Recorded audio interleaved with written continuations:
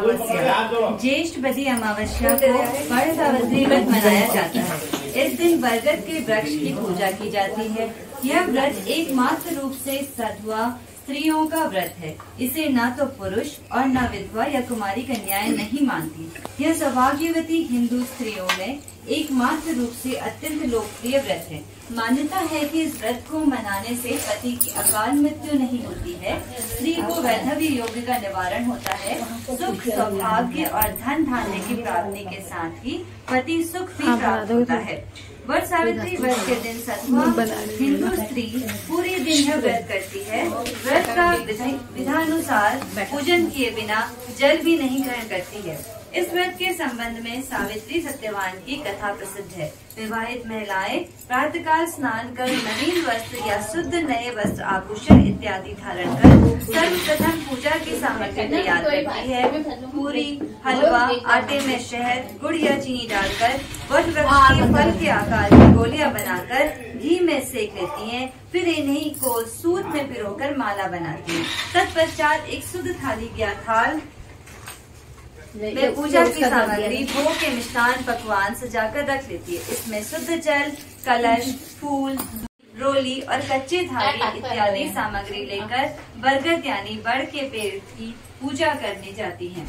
यदि वृक्ष तक जाना किसी कारण संभव नहीं होता है तो घर पर बड़ के पेड़ की फल सहित पत्तों सहित एक टहनी मंगवाकर उसी की पूजा कर ली जाती है। यदि यह भी संभव न हो तो एक कागज पर दीवार पर वट वृक्ष का चित्र बनाकर भी पूजा कर ली जाती है। वास्तव में यह स्थिति व्यवहारिक रूप से कुछ में मान्यता है कि अनेक हिंदू नारियों को दीवार पर चित्र ही बनाकर ही पूजा संपन्न करनी पड़ती है। इस क्रिया से व्रत का प्रभाव जरा भी प्रभावित नहीं होता है, क्योंकि व्रत श्रद्धा, विश्वास, आस्था, नियम, निष्ठा से जुड़ी हुई स्थिति है। वट सायन या वट सावित्री पूजन की विधि। वट वृक्ष पर जल चढ़ाकर जल से प्रक्षालित वट के तने पर रोली की टीके लगाए जाते हैं।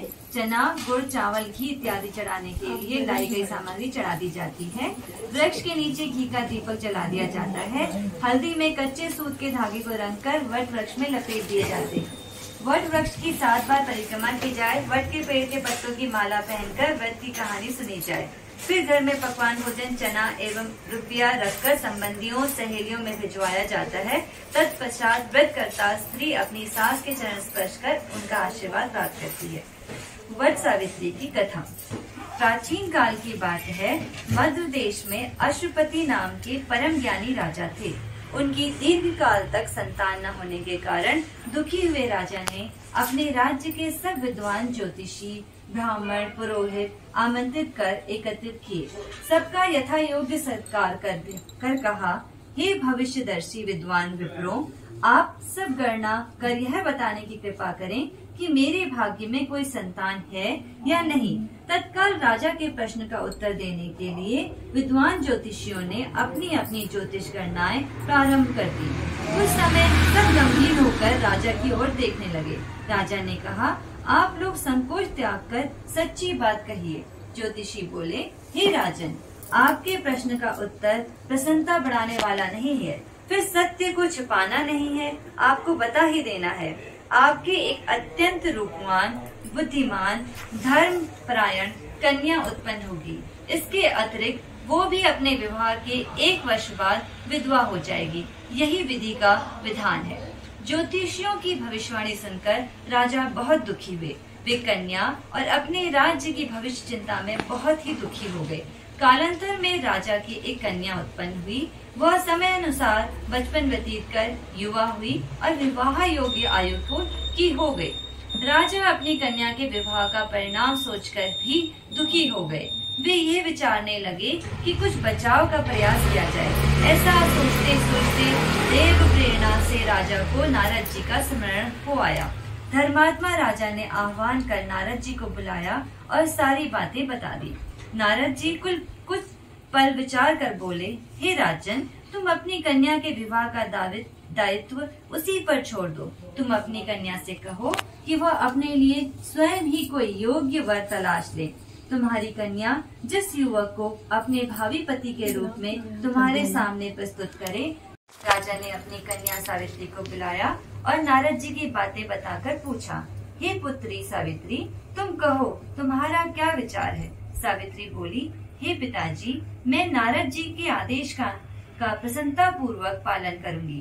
राजा को कुछ सांत्वना प्राप्त हुई। अब राजपुत्री सावित्री ने सखी सहेलियों, दास दासियों और अनुचरों सहित भावी पति के योग्य व्यक्ति को ढूंढने में भ्रमण करना प्रारंभ कर दिया।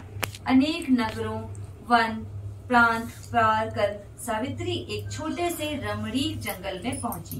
वहां पहुंचकर सावित्री ने अपना रथ रुकवाया। कुछ देर प्रकृति की सुंदरता को निहारने के बाद सावित्री विश्राम करने लगी। आँख खुलने पर एक वृक्ष की डाल पर बैठकर कुल्हाड़ी से लकड़ी काटता एक सुंदर बलिष्ठ गौरवर्ण युवक दिख पड़ा। उस युवक को देखकर सावित्री का ध्यान उस युवक के चेहरे के भावों, मुखाकृति और स्वभाव का अध्ययन करने लगी। युवक का मौन निरीक्षण करते हुए काफी समय व्यतीत करने के बाद सावित्री ने अपने अनुचरों द्वारा उस युवक को बुलवा भेजा। सावित्री द्वारा बुलाए जाने पर सत्यवान उनके पास आ पहुंचा। सावित्री द्वारा परिचय पूछे जाने पर सत्यवान ने कहा, हे राजकुमारी, मैं एक दरिद्रता प्रभावित कुलीन युवक हूँ। इसी जंगल में रहता हूँ। मेरे साथ ही मेरे माता पिता भी रहते हैं। वे अंधे हैं। मैं जंगल की लकड़ी काटकर बाजार में बेचता हूँ। इसी से हम तीनों प्राणियों का जीवन निर्वाह होता है। मेरा नाम सत्यवान है। आप कहिए, मैं आपकी क्या सेवा करूँ। उस सत्यवान नामक युवक की शालीनता, शिष्टता और स्पष्टवादिता से सावित्री बड़ी प्रभावित हुई। उसने युवक के गुणों से प्रभावित होकर उससे विवाह करने का निश्चय किया। ऐसा निर्णय लेते ही सावित्री ने युवक से शांत गंभीर स्वर में विनम्रता पूर्वक विवाह का प्रस्ताव रखा। सावित्री का प्रस्ताव सुनकर सत्यवान ने कोमल नम्र स्वर में कहा, हे राजकुमारी, मेरे साथ विवाह करना आपके लिए उचित नहीं है। मेरे साथ ही आप भी दुखों और संकटों में घिर जाएंगे। इसके बाद सावित्री बार बार विवाह का आग्रह करने लगी। सत्यवान तरह तरह से समझाता रहा, लेकिन सावित्री के हट करने पर सत्यवान ने कहा, समीप ही मेरी कुटिया है, वहाँ मेरे माता पिता हैं, आप उनके पास चलें। अच्छा हो कि यह बात आप उनके सामने ही करें। सत्यवान के प्रस्ताव से उत्साहित होकर सावित्री उसकी कुटिया में गई। वहाँ सत्यवान के अंधे माता पिता ने भी सावित्री को हर तरह से समझाया, पर सावित्री ने अपनी ओर से उन्हें हर तरह से आश्वस्त किया कि वह विवाह की स्वीकृति प्राप्त करने में सफलता प्राप्त कर ली। सत्यवान ने भी विवाह के लिए स्वीकृति दे दी। सत्यवान की कुटिया से लौटकर सावित्री अपने पिता के पास पहुंची और संपूर्ण वृत्तांत बता दिया। सावित्री अपने पिता से वार्तालाप कर ही रही थी कि उसी समय नारद जी आ पहुँचे। वे बोले, तुमने अपना पति किसे चुना है। इस पर सावित्री ने पुनः सारी बातें नारद जी के सामने भी दोहरा दी। नारद जी बोले, सत्यवान एक गुणवान, रूपवान, सदाचारी, सज्जन युवक है, परंतु विवाह के 1 वर्ष बाद ही उसकी मृत्यु हो जाएगी। इसलिए हे सावित्री, तुम अपने लिए पुनः किसी अन्य व्यक्ति को चुनो। सत्यवान अल्प आयु है। नारद जी की बात सुनकर सावित्री बोली, हे नारद जी, दैव भय से मैं धर्म विमुख नहीं हो सकती हूँ। हिंदू नारी जीवन में एक बार अपने पति का चुनाव करती है। मैं सत्यवान को अपना पति चुन चुकी हूँ। अब वचन भंग का पातक नहीं करूँगी। नारद जी ने अपनी और सावित्री के पिता ने उसे तरह तरह से समझाया, पर सावित्री सत्यवान से ही विवाह करने पर दृढ़ रही। तो नारद जी ने कहा, तुम्हारा कल्याण हो, जीवन सुखी हो। नारद जी आशीर्वाद देकर विदा हो गए। सावित्री की इच्छा अनुसार उसके पिता ने उसका विवाह सत्यवान के साथ कर दिया। सावित्री को ज्ञात था, प्रसन्न कर लिया जाए तो विधि के विधान पर भी विजय पाई जा सकती है, क्योंकि शंकर जी के विषय में प्रसिद्ध है, मैट ही कठिन हु अंक भाल के हाविहु मेट संकही त्रिपुरारी। अर्थात शंकर जी में शक्ति है कि विधाता का विधान भी बदल सकते हैं। अतएव सब प्रकार से निश्चय कर सावित्री भक्ति पूर्वक शंकर भगवान की आराधना करने लगी।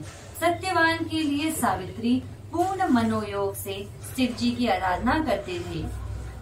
अब जब सत्यवान की आयु में केवल 7 दिन शेष रह गए तो सावित्री और तीव्रता से कठिन व्रत उपवास कर भगवान को प्रसन्न करने में लग गई।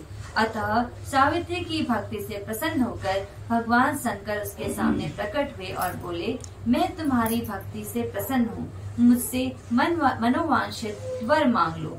सावित्री बोली, भगवान, मेरे पति की आयु के 2 ही दिन शेष हैं, कृपया उनके जीवन रक्षा की युक्ति बताएं।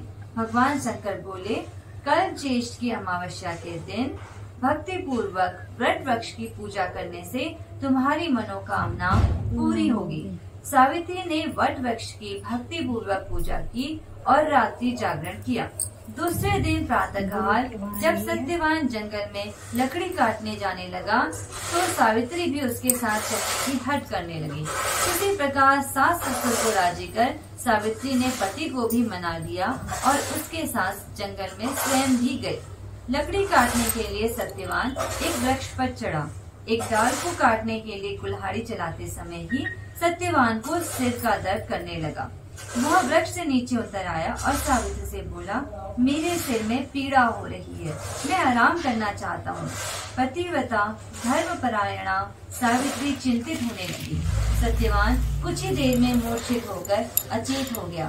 तभी सावित्री ने अपने सम्मुख एक दिव्य पुरुष को देखा। उस दिव्य पुरुष को देखकर सावित्री ने पूछा, आप कौन हैं? उसने उत्तर दिया, मैं यमराज हूँ। तुम्हारे पति की आयु समाप्त हो चुकी है, मैं उसके प्राण लेने आया हूँ। अपनी बात समाप्त कर यमराज ने सावित्री की गोद में अचेत पड़े सत्यवान के प्राण लेकर प्रस्थान किया। सावित्री भी यमराज के पीछे पीछे चल पड़ी। यमराज ने सावित्री को अपने पीछे आने से बार बार मना किया, पर सावित्री नहीं मानी। जब वह यमराज के पीछे चलती हुई बहुत दूर आ गई तो उसने अपना पीछा छुड़ाने का विचार किया। यमराज बोले, अपने पति को प्राण दान देने के अतिरिक्त कोई अन्य 3 वर मांग लो और लौट जाओ। इस पर सावित्री ने कहा, हे धर्मराज, मेरे अंधे सास ससुर फिर से नेत्रवान हो जाएं। धर्मराज एवं मस्तु कह दिया। सावित्री ने अपने सास ससुर का खोया राज्य लौटाने की भी प्रार्थना की। धर्मराज ने इसे भी स्वीकार किया तो अंत में सावित्री ने तीसरा वर मांगा कि वह पुत्रवती हो जावे। धर्मराज ने तीसरा वर भी स्वीकार कर लिया। वरदान देकर धर्मराज शीघ्रता से आगे बढ़े। फूल टूट जाने के बाद धर्मराज ने पीछे मुड़कर देखा तो पाया कि सावित्री अभी भी पीछे पीछे चली आ रही है। इस पर क्रोधित होकर धर्मराज बोले, मैंने तुम्हारे 3 वर स्वीकार कर लिए, फिर तुम मेरे पीछे पीछे क्यों आ रही हो? सावित्री बोली, भगवान, आपने मुझे पुत्रवती होने का वर दिया है, फिर भी आप मेरे पति के प्राण लेकर जा रहे हैं। पति के बिना मैं कैसे पुत्रवती बनूंगी? सावित्री का तर्क सुनकर और अपने वरदान देने की गलती का अनुभव कर धर्मराज बौखला गए। पुनः संयत होकर बोले, सावित्री, बड़ी चतुरता से तूने मुझे धर्म संकट में डाला है। जाओ, वरदान असत्य नहीं होगा। अपने पति के पास जाओ, तुम्हारे पहुँचते ही सत्यवान जीवित हो उठेगा। सावित्री अपने पति के पास लौट कर आई तो वो जीवित हो उठा। दोनों प्रसन्न होकर घर आए। कुछ ही समय में यमराज के दोनों वरदान भी पूरे हो गए। सावित्री के सास ससुर को दिखाई देने लगा, उनका राज्य भी वापस मिल गया। यह सब बरसाइत अमावस्या के व्रत का प्रभाव था। इस व्रत को सर्वप्रथम सावित्री ने मनाया, अतएव इस व्रत का दूसरा नाम वट सावित्री वटम भी पड़ा है। हे भगवान, जिस प्रकार आपने सावित्री को अटल सुहाग दिया है, वैसे ही सभी को देना जो आपका भक्ति पूर्वक व्रत करे। सावित्री के पिता को पुराने शाप से मुक्ति प्राप्त हुई। सावित्री के पिता अश्वपति को भी 100 पुत्र प्राप्त हुए और सावित्री सत्यवान ने भी 100 पुत्र प्राप्त करके दीर्घायु तक राज्य भोगा और अंत में वैकुंठ सिधारे। प्रत्येक सौभाग्यवती स्त्री के लिए यह व्रत करना आवश्यक।